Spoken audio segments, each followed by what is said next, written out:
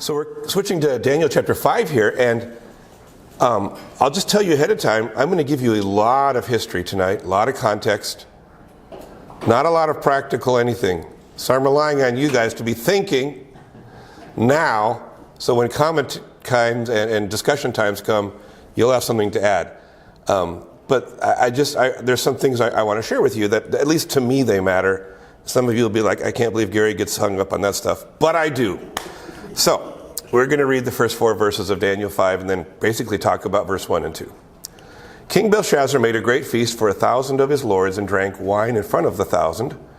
Belshazzar, when he tasted the wine, commanded that the vessels of gold and of silver that Nebuchadnezzar his father had taken out of the temple in Jerusalem be brought, that the kings and his lords, his wives and his concubines might drink from them.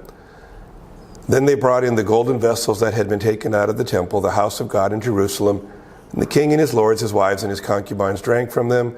They drank wine and praised the gods of gold and silver, bronze, iron, wood, and stone. And of course, we won't read it because we don't have time to get into it, but this is when the handwriting on the wall comes in. And so just so you know the situation here.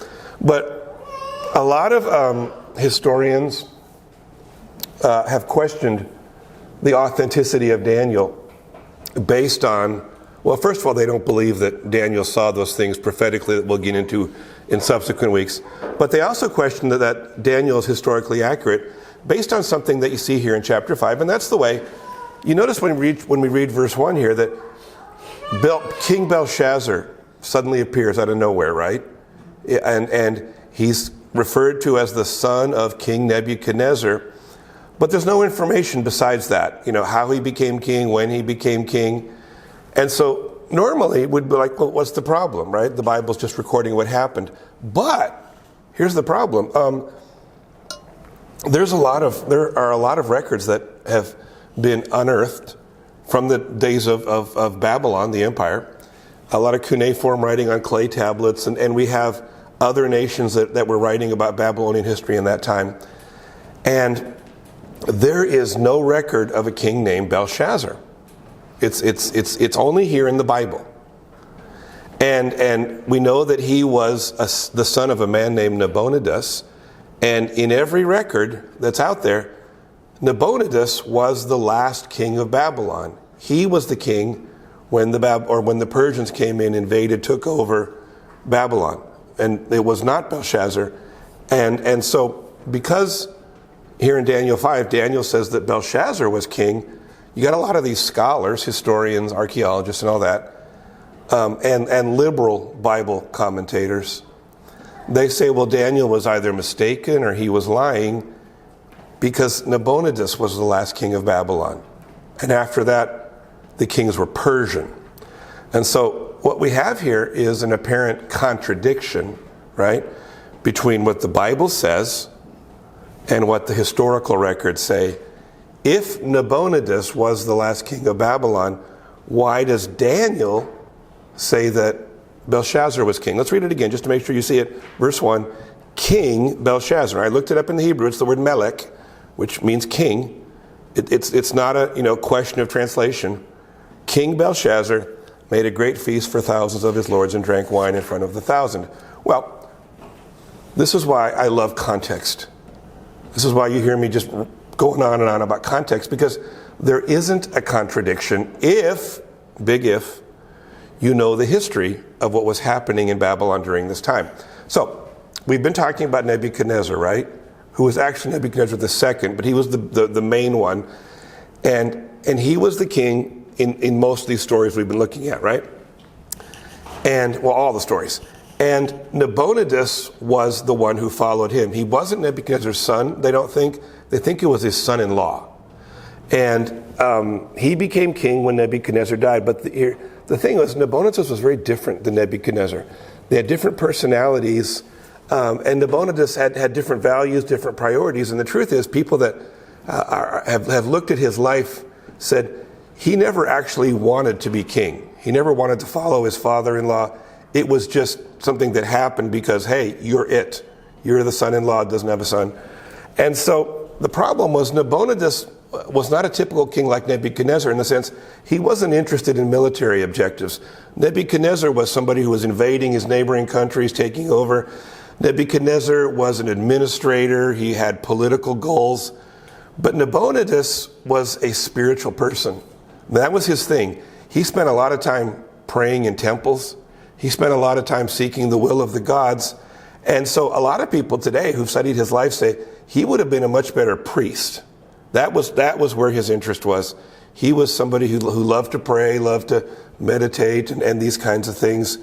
And he just wasn't interested in being king. Now, why does this matter? And here's where we're going to get some more history. It matters when you study the book of Daniel, because you have to know about the situation of the gods of Babylon. The Babylonians had, like most ancient nations, a lot of gods. Like there was not two or three or one, never one. There were a lot of gods you could worship. But the main god in Babylon, their central figure, like Zeus was for the Greeks, right? Their main god was Marduk. And the reason he was the main god was twofold. Number one, he was responsible for creation. He was the one who set everything in motion that created the world in which they lived.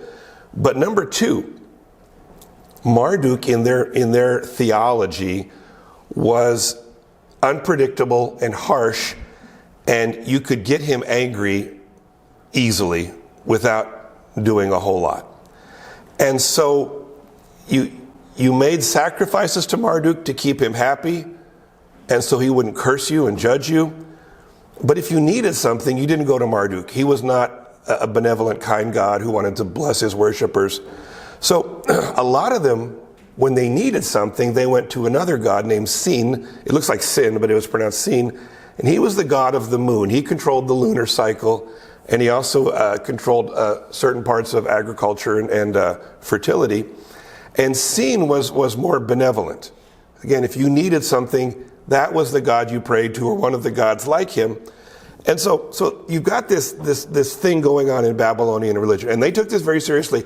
As seriously as we take Christianity and what the Bible says, the Babylonians took their thing seriously. You always made a sacrifice to Marduk, just because you didn't want to get him mad and put a curse on you, right? But if you actually needed something, you're going to pray for your crops to do well, or for your wife's pregnancy to be blessed, or whatever, you went to Sin or one of the other benevolent gods. But Marduk was on top. He was the one you didn't want to offend. He was the most powerful and the most dangerous. So Nebuchadnezzar dies.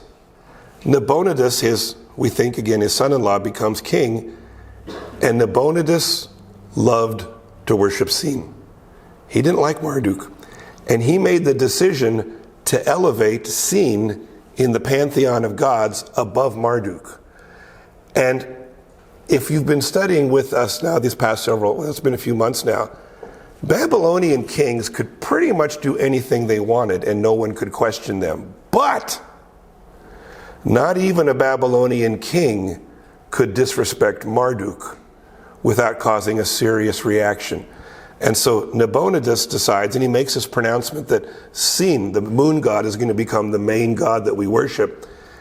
And people reacted strongly. People became upset. Why? Because Nabonidus, they think, is offending the most dangerous, unpredictable god. And he's the king of Babylon, which means Marduk isn't just going to come again against Nabonidus. He's going to judge the entire nation of Babylon. And so suddenly there's this big crisis, there's this big hullabaloo, and it's led by, not surprisingly, the priests, and secondly, the nobles, because they're the wealthy people, but their wealth is tied into agriculture, right? And if Marduk starts judging Babylon and the crops start failing and the cattle start dying, they're going to lose all this money. And so they're genuinely upset. There's talk of a revolution in the land. And it becomes so serious that they're talking about killing Nabonidus. That's a serious thing, kill the king, right? And Nabonidus basically flees for his life. And he moves to an area that in what we call Saudi Arabia today, a city called Tama, because he realized if he stayed in Babylon, he stood a very good chance of being assassinated. And so he goes out to Tema, takes a bunch of his court members with him and a lot of his wealth, and he's practicing his religion in peace. He just wants to be left alone. He wants to worship Sin, the moon god. But here's where the government now becomes, or the arrangement becomes complicated. So you've got Nabonidus out in Saudi Arabia, and he's not involved in Babylon's government anymore. But on paper or on tablet, he's still the king. He's still the king of Babylon. He doesn't give up his title. He still has that title. But the work of administering the government of Babylon fell to his son who stayed in Babylon, and that son's name was Belshazzar. He's the son of Nabonidus. So in this period of time, Babylon only has one king on paper, but functionally, there are two kings. You've got Nabonidus. He's officially the king, but he lives hundreds of miles away, and he's not involved. He wants no part of Babylon. And then you have Belshazzar, who's in the city of Babylon, the main city, and he's not the king, but he does the work of the king. And so if you had something that you needed from the king, you needed a royal decree, you needed some kind of a decision or a court case or whatever, you had to talk to Belshazzar, because he's the one, even though he wasn't king, did the work of the king. And so Belshazzar functions as king, and that's why Daniel said what he said in verse 1. Let's read it again. King Belshazzar made a great feast for 1,000 of his lords and drank wine in front of the 1,000. Now, we can actually see an indication of this coming through in one of the details. So, again, it's the story of the handwriting on the wall, and again, we'll get into that. And you know that Daniel was the one who interpreted the writing, yeah? But when it happened, when the finger comes and writes on the wall, Belshazzar, you remember the story? It's like his knees were knocking, he's shaking, he's terrified, and he wants somebody to interpret it for him, and he offers them a very particular reward. Let's read it in Daniel chapter 5, verse 7. The king called loudly to bring in the enchanters, the Chaldeans, and the astrologers. The king declared to the wise men of Babylon, whoever reads this writing and shows me its interpretation shall be clothed with purple, and shall have a chain of gold around his neck, and shall be third ruler in the kingdom. Now, if you remember the story of Joseph interpreting the dream for Pharaoh, Pharaoh does something slightly different. Genesis 41:39, Pharaoh said to Joseph, since God has shown you all this, there is none so discerning and wise as you are. You shall be lord over my house, and all my people shall order themselves as you command. Only as regards the throne will I be greater than you. In other words, Pharaoh made Joseph second in command. But Belshazzar couldn't do that. He couldn't make Daniel second in command over Egypt, and that's because Belshazzar's father, Nabonidus, was still officially the king, even though Belshazzar was doing the work. Belshazzar was functioning as king. So when Belshazzar wanted to reward Daniel, he could only make him third in command. That's chapter 5, verse 29. Then Belshazzar gave the command, and Daniel was clothed with purple. A chain of gold was put around his neck, and a proclamation made about him that he should be third ruler of the kingdom. So that's the first kind of big piece of context. It's kind of cool. I like history, and it shows you how the Bible makes perfect sense if you know the background. And then there's another thing that I just want to get into a little bit here. And again, it's where in chapter 5, verse 2, Daniel calls Nebuchadnezzar the father of Belshazzar. Let's read it. Belshazzar, when he tasted the wine, commanded that the vessels of gold and silver that Nebuchadnezzar, his father, had taken out of the temple in Jerusalem be brought. And again, historians have said, well, obviously Daniel is lying or wrong because Nebuchadnezzar was his grandfather, not his father. And some of you have heard this explained. This one's a little more commonly discussed. But in the ancient world, it was actually quite common to refer to your ancestors as your fathers. And by the same token, it was common to call yourself the son or the child of someone who wasn't your father. It wasn't just true in the Old Testament. In the days of Jesus, we see it. John 8, verse 39. They answered him, this is Jews talking to Jesus, Abraham is our father, right? Jesus said to them, if you were Abraham's children, you would be doing the works Abraham did. And so that's just an example of how ancient societies work. It was not at all strange to call somebody your father, even if there wasn't actually a biological relationship there, because it was a way of addressing someone who was older, and it was a term of respect. So I could refer to my grandfather, my great-grandfather.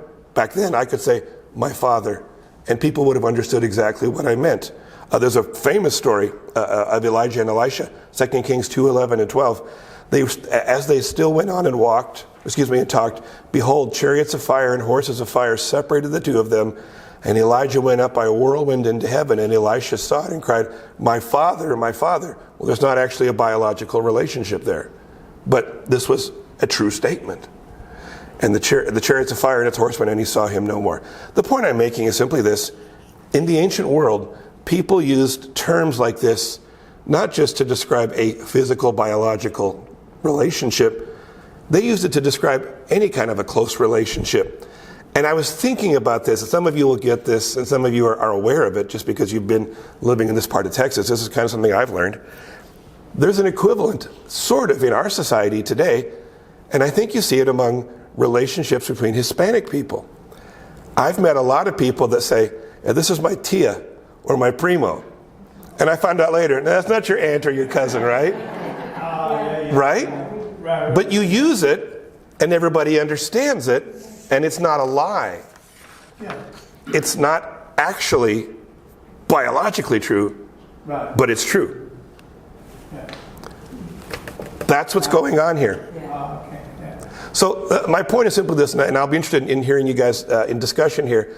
This is why I hit so hard on context when you're studying the Bible, because the situation of Nebuchadnezzar and Belshazzar illustrates this. Nebuchadnezzar was his grandfather, but there was nothing wrong with him being called his father. In fact, in the Old Testament, if you read in Hebrew, which I don't read Hebrew, I have access to tools written by scholars who know what they're doing. But what I found out, the word grandfather, or even the words great grandfather, don't appear in Hebrew. They don't. It's not in the Old Testament. It would actually say my father's father, or father of my father's father, stuff like that. So if you're reading an English Bible and in the Old Testament you come across the word grandfather or great grandfather, it's not actually a literal translation of the Hebrew. It's simply an effort by the translators to make it understandable using modern language. And nothing wrong with doing that. But my point is just this, and then I'm going to stop. Just because we don't understand something about the Bible doesn't mean it isn't true. It just means we don't understand it. But given enough time and serious study, most things, not everything, and there are a lot of things I still don't know, but most things eventually become clear. So I haven't done just anything practical this evening, but I wanted to give you this background because I really got interested in it, and I think it's a great illustration of just how deep a book the Bible is and how much you can absorb and benefit just from soaking in these kinds of things. So, amen.